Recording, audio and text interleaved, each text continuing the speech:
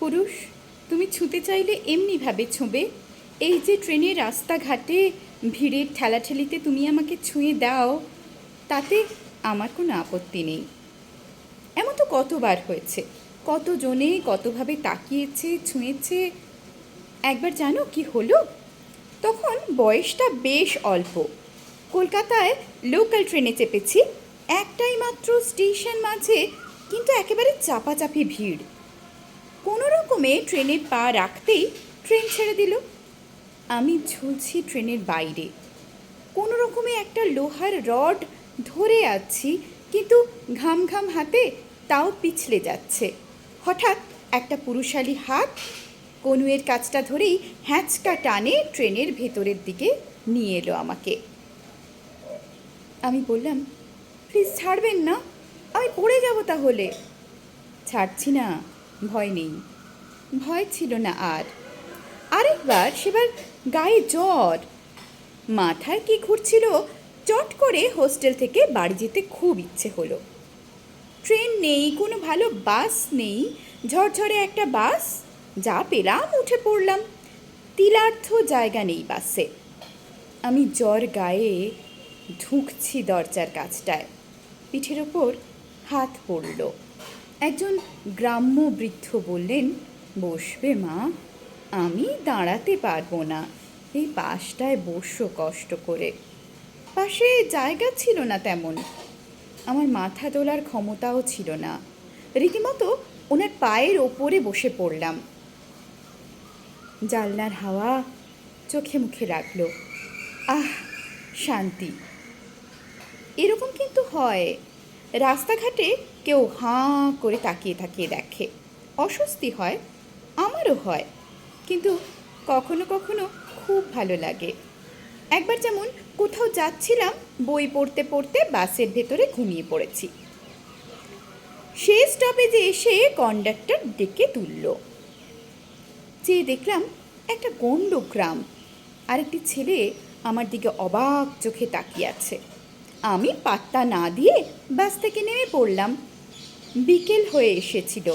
Conductor বলল, এরপর বাস আবার 2 ঘন্টা পর। একা একা দাঁড়িয়ে আছি, ভাবছি কি করব। দেখি পেছনে ওই ছেলেটিও এসেছে। এখানে একটা দোকানে আমার বাইক রাখা থাকে, বলল সে। আমি পৌঁছে দেব? না না, কি দরকার। ভয় নেই, বাড়ি অবধি পৌঁছে দেব, পরের বাস আস্তে আস্তে রাত। কি মনে হলো, বললাম, চলুন। ভালো করে ধরে বসুন তো, চাপ নেই। আমিও বসলাম। আমাকে ঠিকানা জিজ্ঞেস করে একেবারে বাড়ির দরজা অবধি পৌঁছে দিয়ে গেল। আবার মাকে বলেও দিল, বলুন কাকিমা, বাসে ওভাবে কেউ ঘুমিয়ে পড়ে? এই তাকিয়ে থাকাগুলো বেশ লাগে তো। তারপর কেউ যদি এমনি এমনি আদর করে, ধরো অচেনা কেউ, আমার তাও ভালো লাগে। তখন সন্তান সম্ভবা আমি দুর্গাপুজোয় লাইনে দাঁড়িয়ে অষ্টমী প্রসাদ নিচ্ছি। খুব গরম, হাঁসফাঁস করছি। 140 এগিয়ে এলেন, একটা প্লাস্টিকের চেয়ারে আমায় বসিয়ে ভোগ নিতে গেলেন। একটু পরে এসে ভোগের খিচুড়ি, পায়েসের প্লেট আমার হাতে দিলেন। যাবার সময় গালে আলতো ছুঁয়ে বললেন, এই অবস্থায় অত রোদে দাঁড়ালে কেন? মুখটা দেখো, মা দুর্গা যেন। তারও অনেক দিন আগে, বেশ 5-6 বছর আগের ঘটনা। জীবনে প্রথমবার রেডিওথেরাপি নিচ্ছিলাম, ওই দিন 10-এর। তখন জানতামই না এর কি মাহাত্ম্য। ব্যাঙ্গালোরে থাকি, বিদেশ বিভুঁয়ে বদনাম করার লোক পাওয়া যায়, পাশে থাকার লোক কম। প্রথম 2 দিন বেশ নাচতে নাচতে থেরাপি নিলেও তৃতীয় দিনে এসে অবস্থা কাহিল। এইরকমই একদিন থেরাপির জন্য অপেক্ষা করছি, অফিসের এক কলিগের ফোন এলো। খুব কাছের নয়, মোটামুটি বন্ধু। জিজ্ঞেস করলো কোথায় আছি। বললাম থেরাপি নিচ্ছি। আঁতকে উঠে বলল, রেডিওথেরাপি চলছে, বলনি একবার? হসপিটালের নাম জিজ্ঞেস করলো। সেদিন থেরাপি সেরে বাইরে এসে দেখি রিসেপশনে দাঁড়িয়ে আছে। মাথায় একটা চাঁটি মেরে বলল, আইডিয়া আছে কোনো কি হচ্ছে? এবার থেকে আমি আসবো সাথে, খবরদার আসবে না একা। সেদিন চোখের জলটা আর দেখতে দিইনি।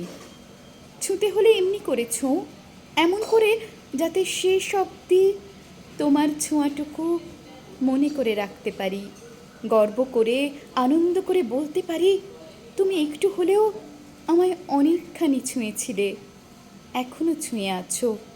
প্রত্যেকবার এমনি করে ছুঁয়ো। সত্যি বলছি, আমার ভালো লাগে, আমি কিচ্ছু মনে করি না। হোয়াটসঅ্যাপে এক বন্ধু আমাকে লেখাটা পাঠিয়েছেন।